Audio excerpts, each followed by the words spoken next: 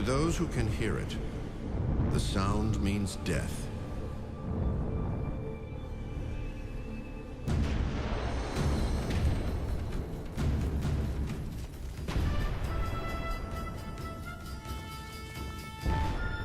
America is on the brink of annihilation.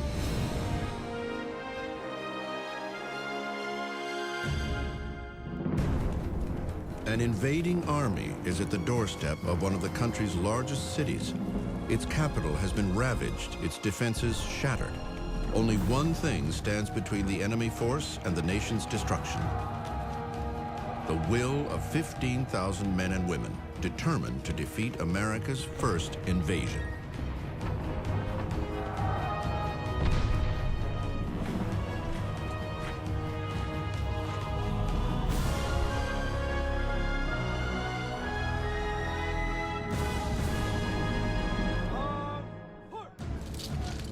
The War of 1812 was a strange and at times an illogical affair. Its reasoning was muddled, its execution mismanaged. It was named for 1 year, but took nearly 3 to fight. Its main cause was no longer a factor before the first shot was fired, and its most famous battle was fought after the peace treaty was signed. Despite these dubious distinctions, the war played a crucial role in establishing America's direction and identity. This second war for independence inspired the national anthem and allowed founding fathers to make way for a new generation of common men with uncommon courage who would lead the nation to its manifest destiny.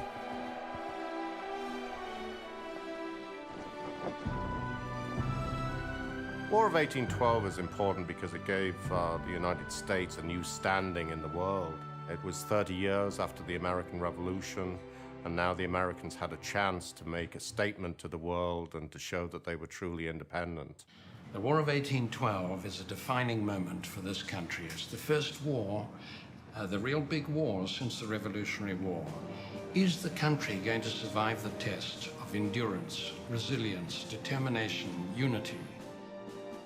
It is the story of a childish nation, which, but for the grace of God and a few soldiers, sailors, Marines, almost never has the chance to reach maturity. The War of 1812 is a story as much about a nation in conflict with itself as it is a clash of countries. Early 19th century America is a loose association of scattered states, bordered by a vast wilderness to the west and miles of ocean to its east. Isolated communities are surrounded by uncharted and hostile territory.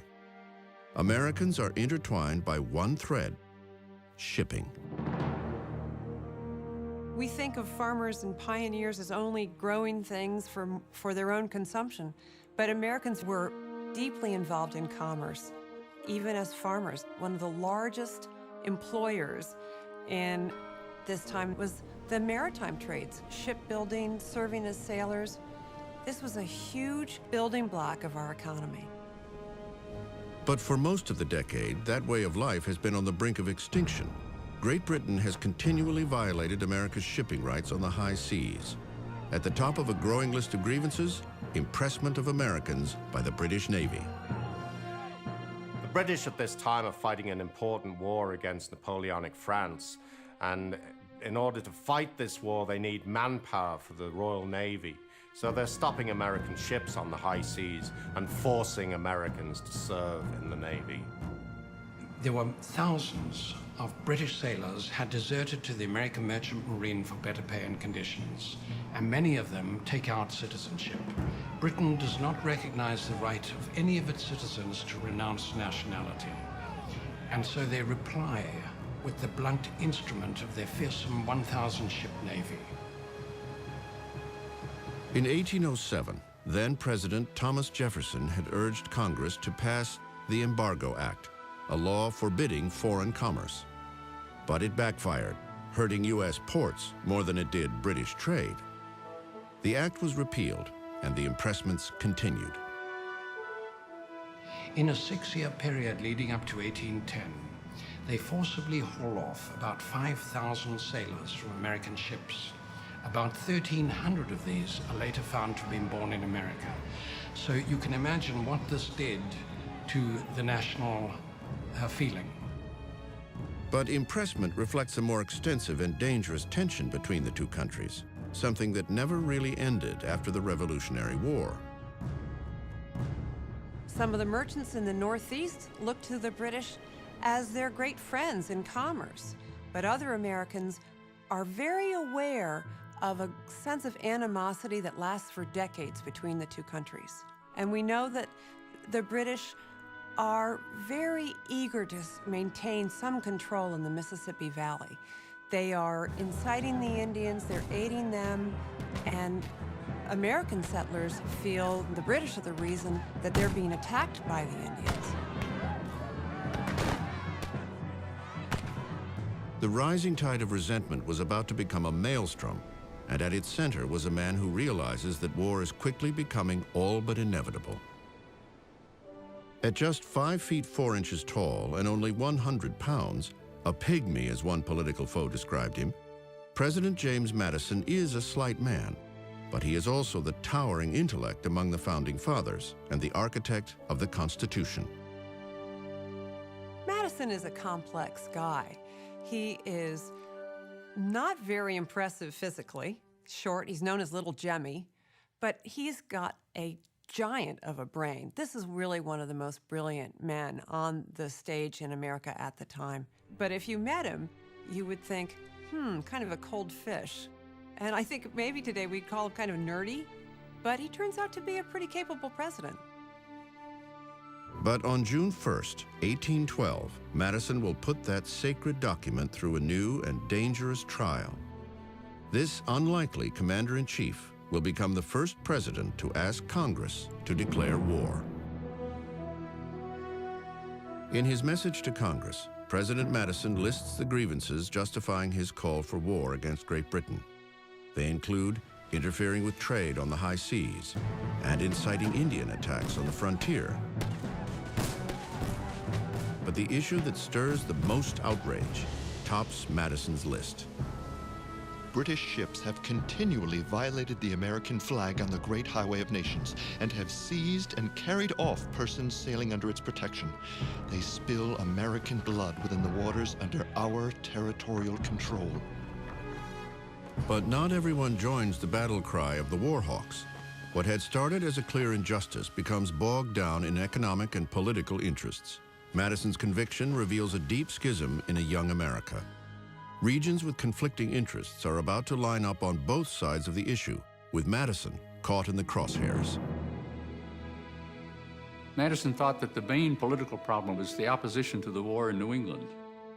New England opposed the war as they had opposed all of the commercial restrictions that had gone on for 5 or 10 years because they were especially harmful to it economically.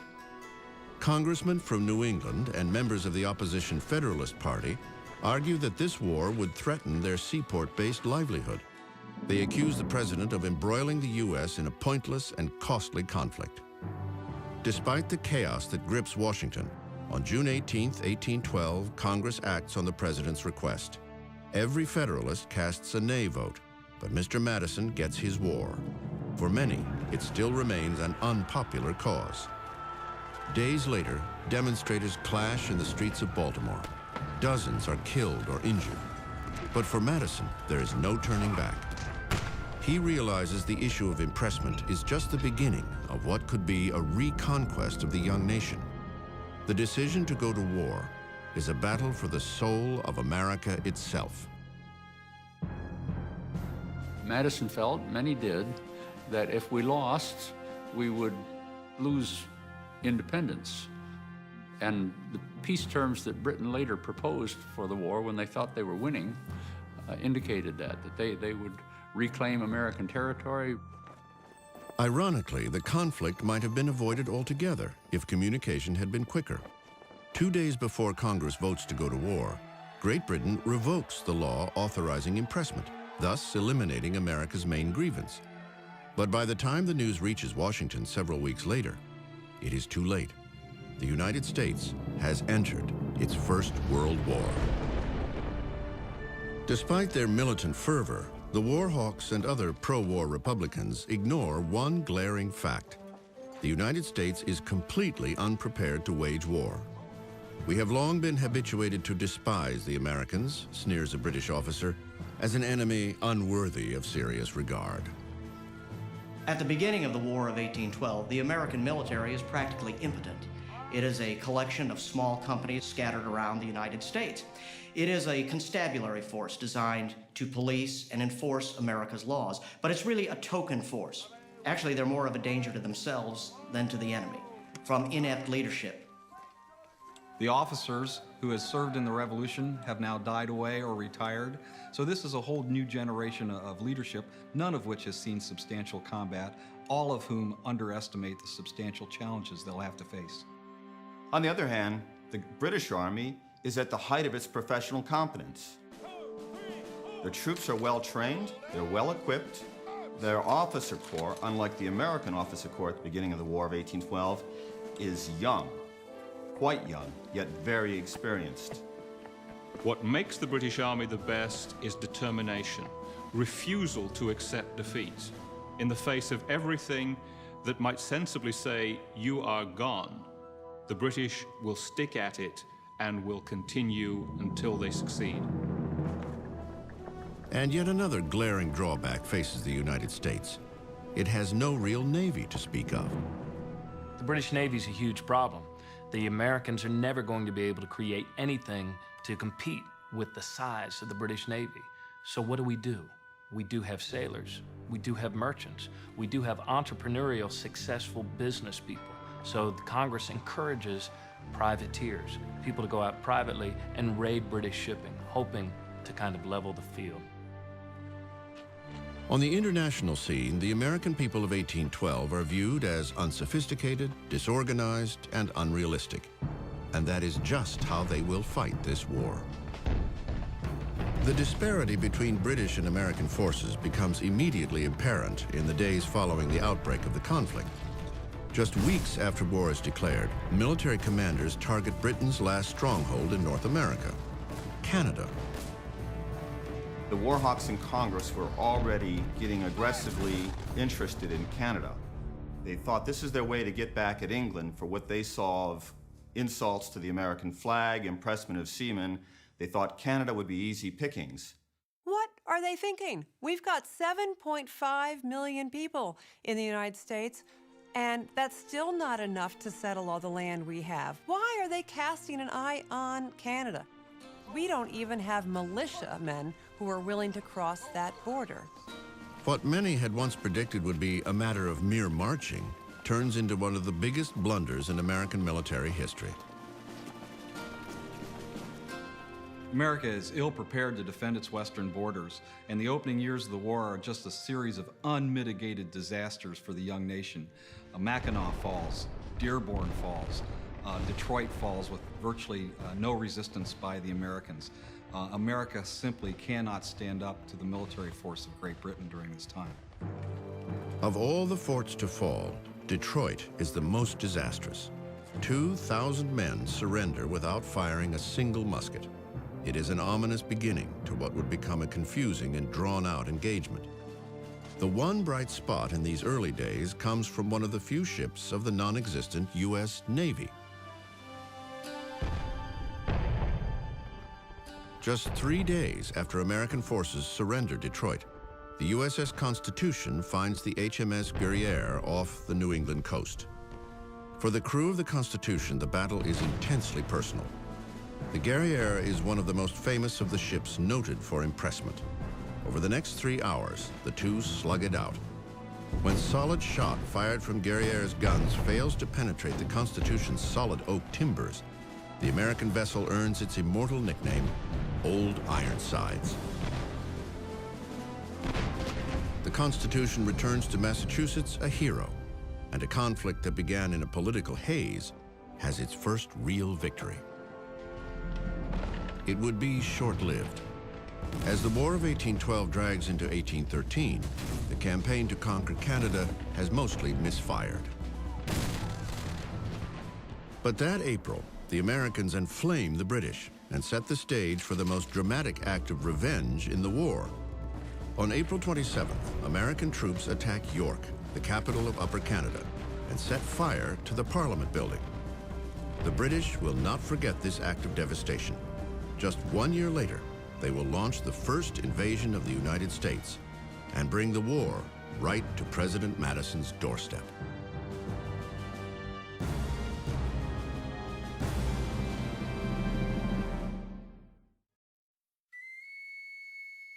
From its outset, the War of 1812 has been of secondary concern to the British. For the previous 9 years, they've been preoccupied in an epic war against the greatest military genius of the age, Napoleon. With the war going on against Napoleon in Europe, the British are very tight on what soldiers can be sent over to the Americas. They have a few regiments in the country, the one stationed in Canada, of course. So the main thing is a holding action. Once America has been stopped from the invasion of Canada, there's very little that Britain can do until Napoleon is out of the way. In early 1814, the British finally defeat the French emperor. That July, thousands of battle-tested redcoats set sail for the Chesapeake Bay to launch the first invasion of the United States. American troops, who have been fighting in mostly poorly trained and poorly equipped militias for almost 2 years, are about to face a force unlike any they have ever seen. The British have every reason to expect victory. For the past year, the British fleet in North America has been tightening its blockade of the Atlantic coast. Leading the offensive is a man for whom America's destruction is a personal vendetta, Vice Admiral Sir Alexander Cochrane.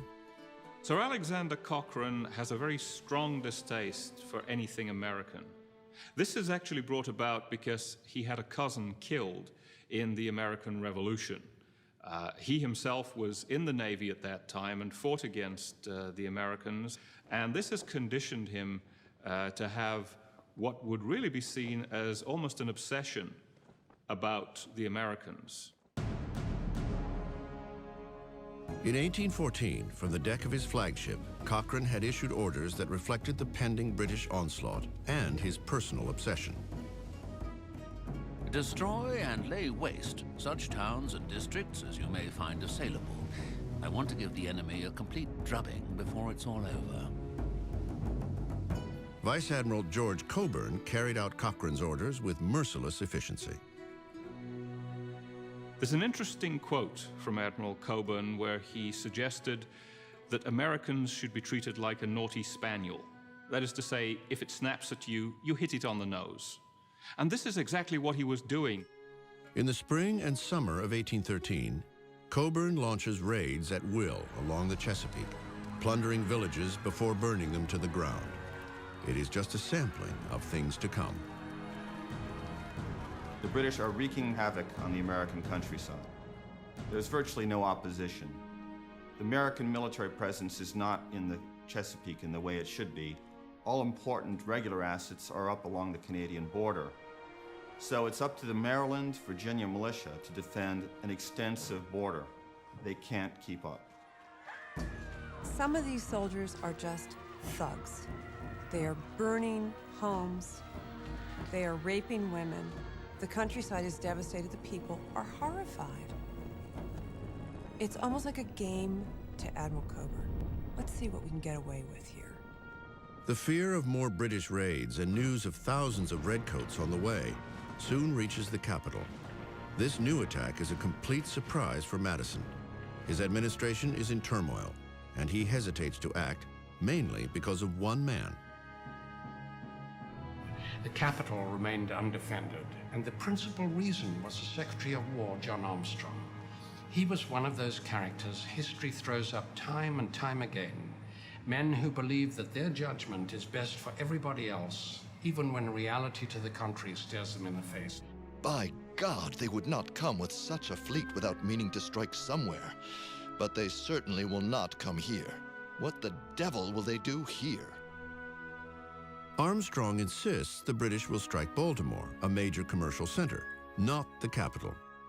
But President Madison responds to the growing panic gripping Washington and overrides Armstrong. He creates the 10th Military District, an area encompassing Washington, and selects a political appointee, William Winder, to lead this new defense. Winder has very little real power. He's inexperienced, and it doesn't help to have a Secretary of War who's not willing to cooperate.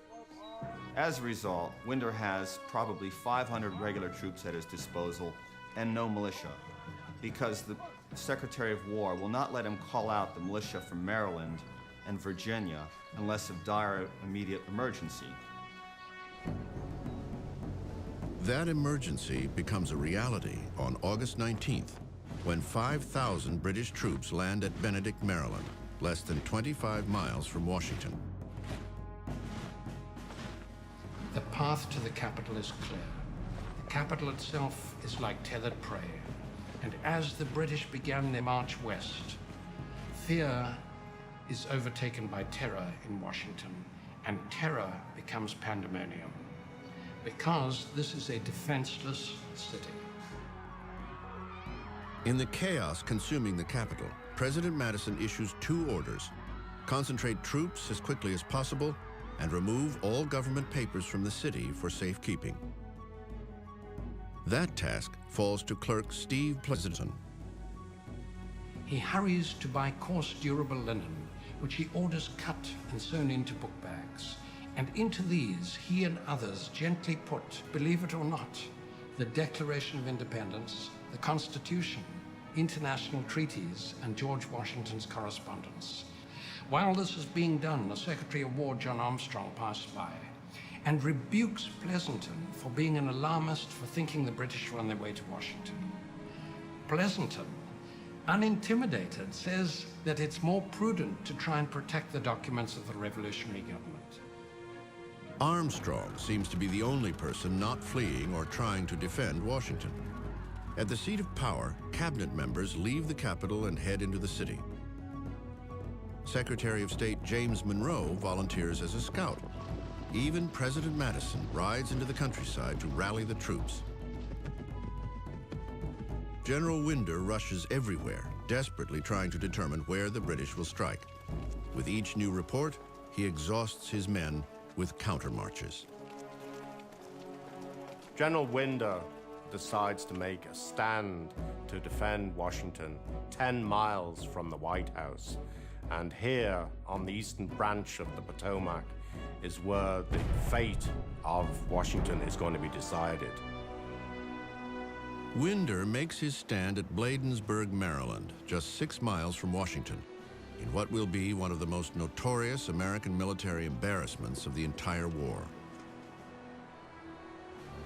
There, on August 24th, his hastily gathered, inexperienced defenders face off against veteran troops under Major General Robert Ross, the commander of the land-based invasion force. Ross, in many ways, is the ideal combat commander. He's aggressive, he's brave, and he leads at the head of his troops. He doesn't expect anyone to do something he's not willing to take on himself. On Ross's order, British troops advanced toward the first of 3 American lines.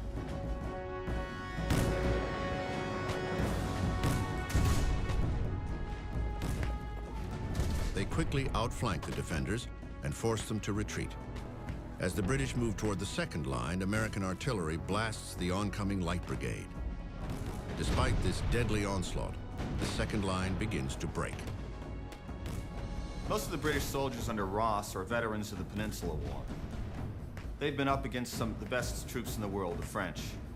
And they're just amazed, however, at how slight the resistance is from the Americans. They expected more from Yankee Doodle. The third line makes a desperate last stand until the British finally overrun them. General Winder orders a retreat that turns into a panic-stricken race back to Washington. They run so fast that the Redcoats suffer heat stroke trying to keep up with them. Charles Ball, a free black and one of the defenders on that third line, recalls the last moments of what will go down in history as the Bladensburg races. If the militia regiments could have been brought to charge the British, we should have killed or taken the whole of them in a short time. But the militia ran like sheep chased by dogs. In just 1 hour, all resistance has been wiped off the map. Now nothing stands in the way of the British as they advance toward Washington, less than 1 day's march away. Madison realizes that the onslaught is inevitable and seeks to remove himself from harm's way. Maybe it's something like George Bush on 9/11. He's trying to find a place where he can get a hold of the situation, find out what's happening, make sure that there's not going to be more trouble in Washington, and if there is, he wants to be somewhere else. In the aftermath of the battle, the once flourishing capital is becoming a ghost town as government officials flee the city. Battered American troops staggering back into Washington have no information of the president's whereabouts. Within hours, the British invasion force will enter Washington. As the capital descends into chaos and with the president and members of his cabinet unaccounted for, one woman will spearhead the last defense of the seat of power before the Redcoats put it to the torch. August 24th, 1814, would go down as one of the blackest days in American history. It began with a humiliating defeat at Bladensburg, Maryland, and ended with the destruction of the nation's capital. The events of this one day would test the mettle of a young nation and provide some of the most memorable moments in America's so-called forgotten war.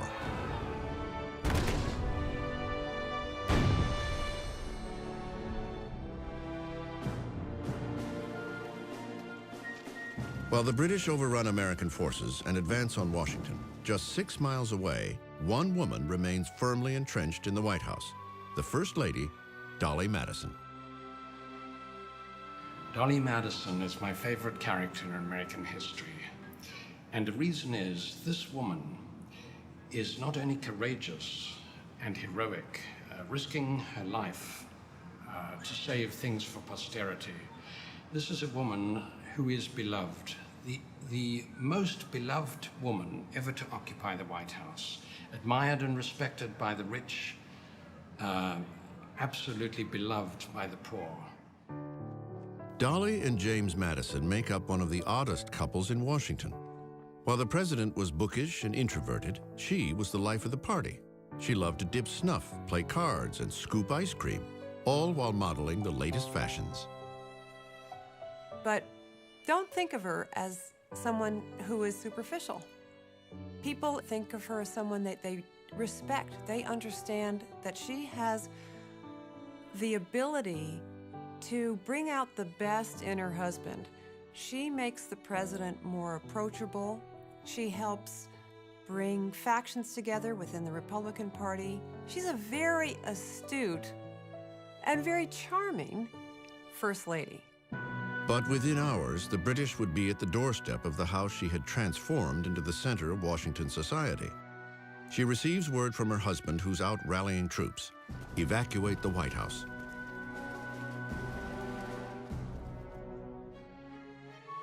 As the desperate minutes dwindle, Dolly Madison heads for a national treasure. This is a woman who, at the risk of her life, while the British are advancing on Washington and the male guards have fled from around the White House, this lady decides to save George Washington's portrait, painted by Gilbert Stuart, for the single reason that it has to be protected and saved for future generations. Which one of us, male or female today, would risk our lives for a painting? And she did that. I insist on waiting till the large picture of General Washington is taken, so I have ordered the frame to be broken and the painting taken out. It is done. The First Lady is among the last to evacuate the city. She finally boards her carriage, searching for her husband. By 8 p.m., British forces, led by Major General Ross, enter Washington. It was never expected that an army of 4,000 men could march with little or no difficulty, take and have at its mercy the capital of the United States. In retaliation for burning the Canadian Parliament at York the previous April, British troops prepare to set fire to Washington's government buildings. Redcoats, under the command of Vice Admiral Coburn, break into the Capitol. They stage a mock legislation and vote unanimously to burn the building. One resident watches the fire from her rooftop. No drawing room was ever as brilliantly lit as the whole city that night. As flames burst through the roof of the Capitol, there was a roll of thunder. At about 10:30 p.m., the men move on to another key government target, the White House. In the dining room, they find the table set. Coburn orders wine poured, and in a sarcastic toast to the president, drinks to Jemmy's health. Soldiers rampage through the rooms, grabbing souvenirs, including a ceremonial sword and a pair of rhinestone buckles. Even Major General Ross pockets President Madison's love letters to Dolly.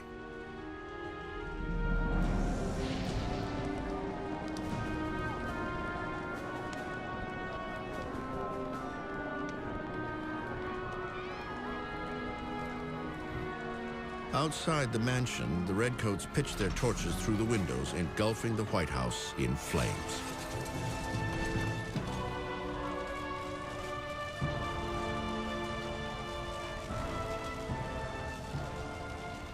The destruction of Washington's public buildings, these fires, the glow of which was seen 50 miles away, struck at the hearts of many Americans wherever they were. Every American heart is bursting with shame and indignation at the catastrophe, recalls George Douglas, a militia private. Perhaps no one feels the emotions more deeply than President Madison, who watches the fires from horseback in Virginia. There's no sign of panic. There was intense concern about making sure the government didn't fold up, and he felt, of course, a responsibility. At that stage, Madison was thinking, where would he find Dolly? Where would the rest of the government be? How could he reconvene them to show that the government could still function and still exist in an effective form? The next morning, August 25th, the British set the Library of Congress and the Navy Yard afire as storm clouds threaten overhead. But at 2 o'clock that afternoon, two events would transform a burning Washington into a scene beyond comprehension. With little warning, one of the most powerful hurricanes in its history hits Washington. Lightning splits clouds open as gale-force winds tear through the city. Out of nowhere comes this uncanny storm, which not only dumps a tremendous torrential downpour, but it rages against this British column.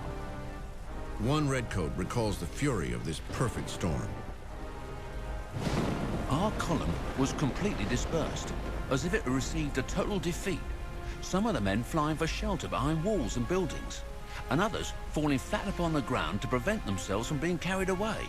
Such was the violence of the wind that two pieces of cannon were fairly lifted from the ground and borne several yards away.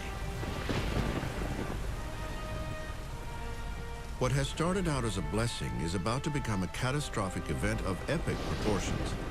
As the hurricane wreaks destruction throughout the burning city, a tornado suddenly appears from the sky and shears through the center of the Capitol.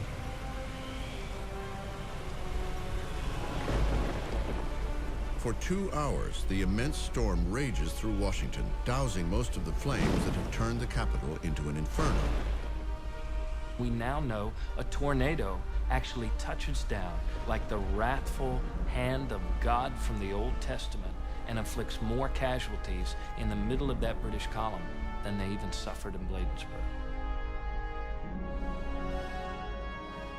When the storm clears out the next day, so do the British.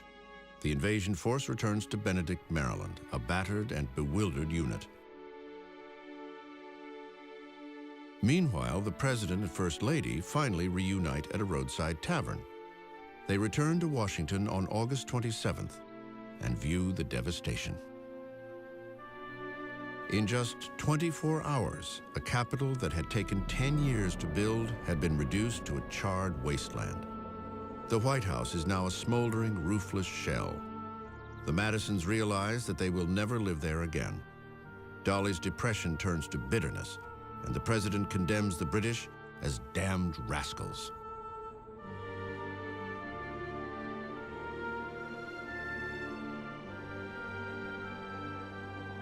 Madison suppresses his anger by riding through the streets of the charred city.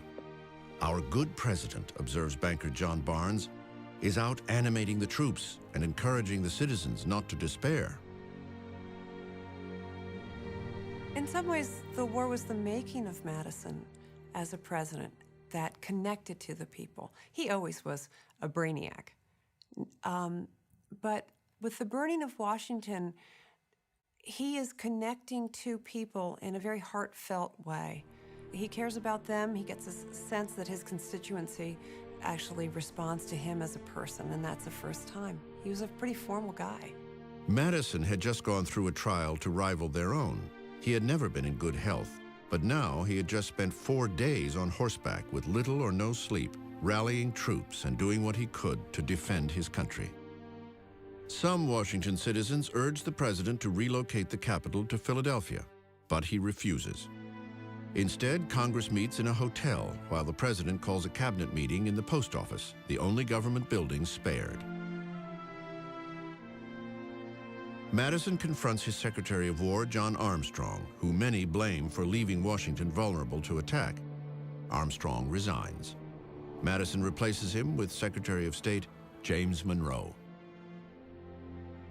Yet Secretary Armstrong was prophetic on one point. He had insisted that the British would strike Baltimore. But word of Washington's devastation has already reached the city, and there the Americans would be ready and waiting.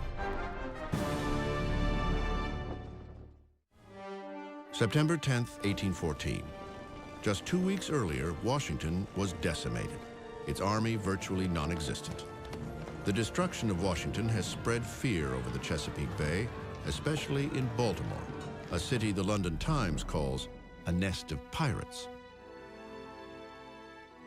And it's from here that the privateers, those little sailing ships, have gone out to seize British ships so that the captains and the crew can get the prize money. And that's why this city is deliberately targeted by the British. Baltimore had seen violent anti-war demonstrations 2 years earlier, but now the city finally galvanizes and prepares for an attack. George Douglas, a local merchant, expresses the view of many. The horrible mismanagement at Washington has taught us a useful lesson, and we must be worse than stupid if we do not make proper use of it. The city's leaders appoint Samuel Smith, a Revolutionary War veteran and the Major General of the Maryland Militia, to lead Baltimore's defenses. Sam Smith's in an interesting position. His job is to grab them by the lapels and to shake them out of that sense of dread and that sense of doom and that sense of defeat, and to challenge them to believe enough in themselves and in their neighbors that this is our time. This is America's time. This is Baltimore's moment to step up. This is either our beginning or our end as a country. Smith's appointment ignites yet another dispute. To William Winder, the hapless commander of Washington, Smith represents a more direct threat to his authority than the British. But Smith wants to avoid another disaster. And that means Winder must go. Winder, being a regular officer, now knowing that he's being usurped by a militia officer, naturally becomes incensed. But Sam Smith is not one to be easily trifled with. And so when Winder begins to protest, to cut to the chase, Smith says, "I'm telling you how the cabbage gets chewed." And at that point, there's its done deal. With Winder out of the way, Smith takes advantage of the British Army's slow advance to rally the entire city and bolster Baltimore's defenses. Merchant George Douglas notes the city's dramatic transformation. At least a mile of entrenchments with suitable batteries were raised as if by magic, at which are now working all sorts of people, old and young, white and black. They worked together, building the earthworks, protecting their livelihood. They knew at the last minute what they faced if the British took over their city. The responsibility of galvanizing the American military presence falls to a young commander, Major George Armistead. He already knows what will be the target of a naval attack, Fort McHenry in Baltimore Harbor. Major George Armistead, 38 years old, artillery officer. Armistead is ordered to Fort McHenry by the Secretary of War. Fort McHenry guards the entrance to the city of Baltimore. This is the key defense, and this is a vital role for Armistead to take command, and he loses no time in making defense preparations. Those efforts now include turning to the people of Baltimore once again and asking them to make the supreme sacrifice for their city. Think about the merchants of Baltimore. They were willing to sink their own ships, their livelihood, to protect the harbor of Baltimore. With these sunken hulks in the harbor, the British warships could not get any closer. They created a man-made reef that protected the rest of the city. Armistead immediately orders 2 tiers of earthen shore batteries built and the mounting of 60 artillery pieces. We are ready, except that we have no suitable ensign to display over the fort. And it is my desire to have a flag so large that the British will have no difficulty in seeing it from a distance. Armistead sends an order for a large garrison flag and a smaller banner, known as a storm flag, to Mary Pickersgill, a maker of colors in Baltimore. The War Department pays her $574.44 for the 2 flags. The larger one, made of light wool bunting, measures 30 feet by 42 feet. This was one very large flag. It took more than Mary Pickersgill to pull this off. There were 7 women living in that house with her, and her daughter Caroline relates this story in a letter she writes. The flag is so very large. My mother was obliged to obtain permission from the proprietors of the Claggart's Brewery to spread in their malt house. And I remember seeing my mother down on the floor placing the stars. My mother worked many nights until 12 o'clock to complete it in the given time. Soldiers hoist the new stars and stripes over Fort McHenry, capping the defensive preparations of Baltimore. As the largest flag in the country, it satisfies Major Armistead's order. The British will have no difficulty in seeing it.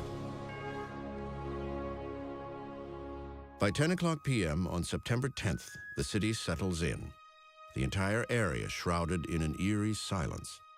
Everyone in Baltimore is aware of what is at stake. Now, the only thing they can do is wait.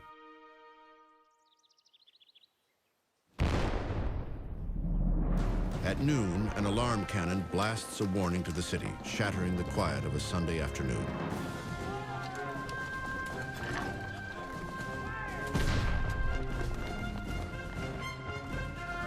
Lookouts have sighted the British fleet off North Point. Some citizens respond in panic. Others rush to defend the city.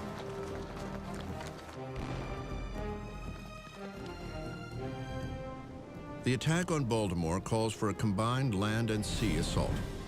By 7 a.m. the next morning, as 50 naval ships head up the Chesapeake, 4,000 British infantry troops and Royal Marines form at North Point and begin their march to Baltimore.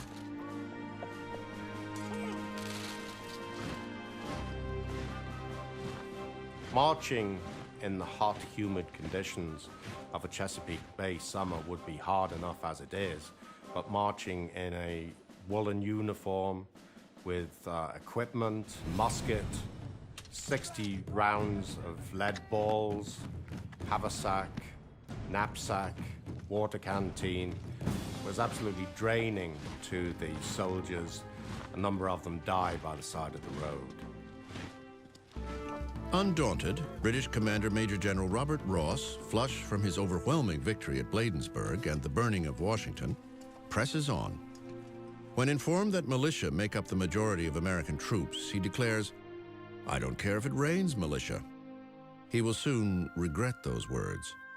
This time, Ross will face off against American General John Stricker, a leader with a very different attitude than his colleagues in Washington. Stricker is determined that this time the militia won't run like sheep chased by dogs as they had outside the Capitol. Outnumbered, outgunned, and knowing that they are now facing the best army in the world, Stricker instead gives his men a different order: attack. The militia are not prone to stand a bayonet attack in the daylight, let alone in the dark. So Stricker realizes he must act. He sends an expedition forward of riflemen, cavalrymen,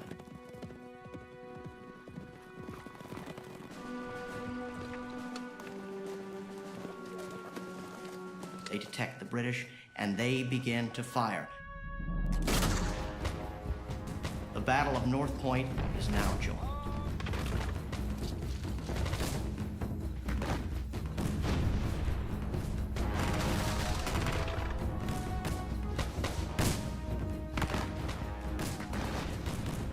As the fire intensifies, General Ross rides up to assess the situation.